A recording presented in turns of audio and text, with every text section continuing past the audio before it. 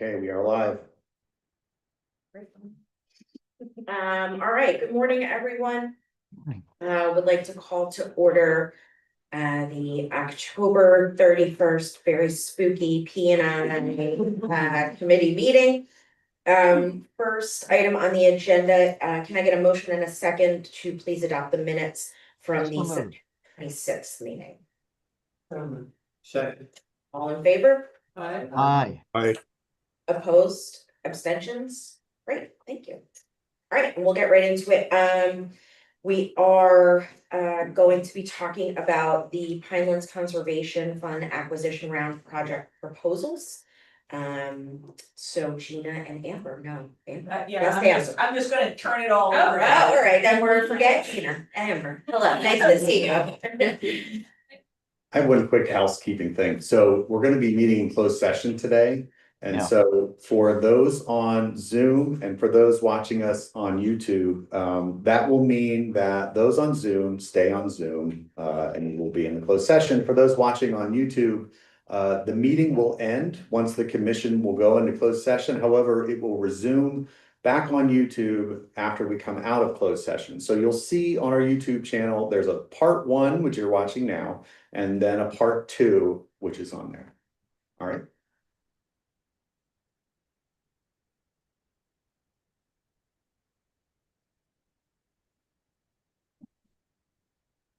Did you want to sit there? Yep.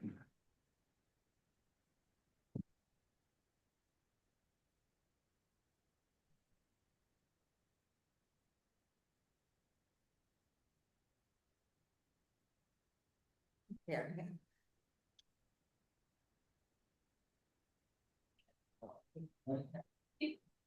Hi everyone, my name is Amber Mel.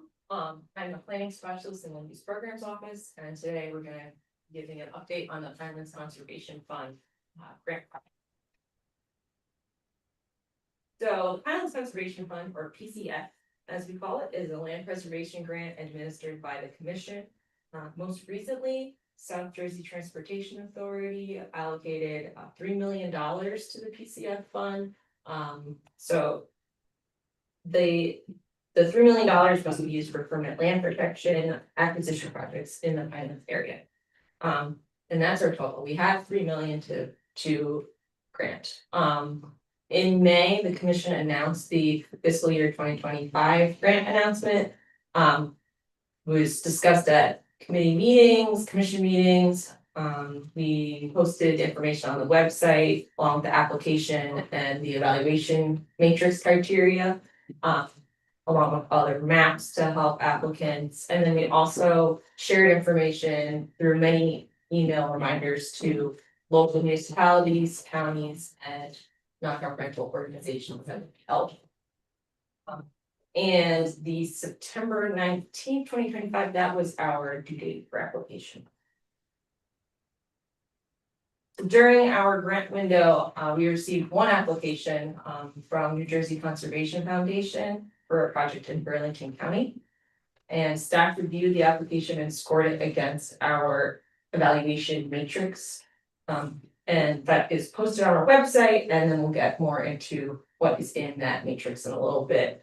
And as Paul previously mentioned, the staff recommendation and discussion will be held during closed session today. Here's a look at the matrix itself. So I should also note that there are some minimum requirements for the funding as well, beyond just the matrix. So at a minimum, the project should be located in one of the acquisition areas in the Pinelands area. And these are delineated areas by the commission, and the projects must be located in them. The application must also include an appraisal and a letter or agreement demonstrating that the current owner is willing to sell. So with a look at this matrix here, projects are scored according to location up at the top. This is considering the management area that the project is located in, as well as is the project in one of those acquisition target areas. We also look at threatened and endangered species, the higher quality habitat on the property, the higher score. You take a look at size, the larger the property, also the higher score. We look at contiguity, so is it contiguous with other preserved lands? The closer it is, the better. You think about just creating networks of habitat. We also, at a minimum, require a 66.7% partner acquisition cost, so we only cover 33%. A applicant can propose that they would contribute more, so if they can contribute more, it also gets a higher score. And then we also look at the maintenance and stewardship that they propose, so a maintenance stewardship plan to be written, is considered, so. The better they can demonstrate that they're able to maintain the land, that's a higher score. And then we also look at environmental justice considerations, so using NJDEP criteria, we use that data to see if there are environmental justice community stressors in the town. So we are going to be moving to closed session soon, and just a reminder that this is to protect the negotiations between the property owner and the applicant. I guess, are there any questions before we do that? Stan, have any idea why we only got one? We got $3 million to that, we got one proposed, that's amazing. Yeah. We were happy with that one. It's been a dispute. Who knows? We've asked that question for years and it's not. I just wondered if you heard anything back, there was, it was, the process is too onerous, the rest is too much, or. No. It was interesting.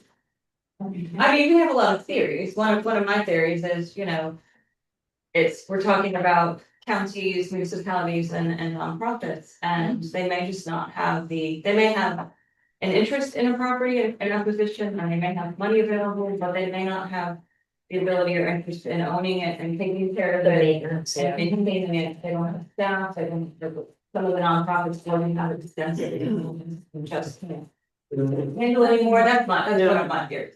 Or they just don't have the money to match. Or they don't have much money, That's what. Yeah. And some seem to have difficulty.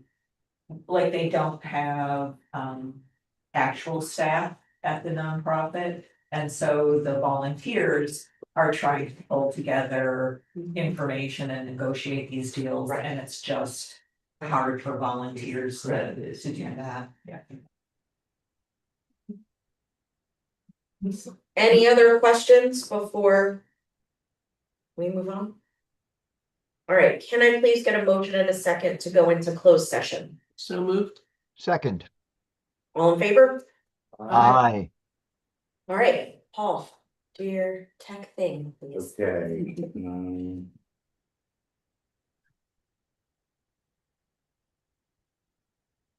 This may take a minute. Okay, less than a minute, I lied.